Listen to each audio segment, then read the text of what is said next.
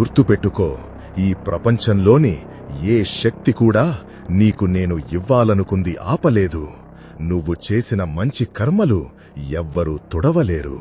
నీ హృదయం నిజమైనదైతే, నీ మనసు స్వచ్ఛమైనదైతే, నా మీద నీకు ఉన్న భక్తి నిజమైనదైతే ఎవ్వరూ నిన్ను అడ్డుకోలేరు.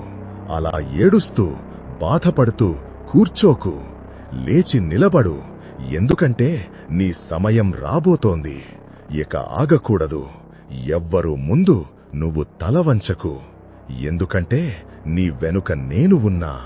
నేను నీతో నడుస్తుంటే దారి కూడా నీవైపే వస్తుంది. గమ్యం నీకోసమే ఎదురుచూస్తుంది. నీ తలరాత కూడా తనని తాను మార్చుకుంటుంది. ఇంకా అలానే కూర్చుంటావా? లేచి పోరాడతావా?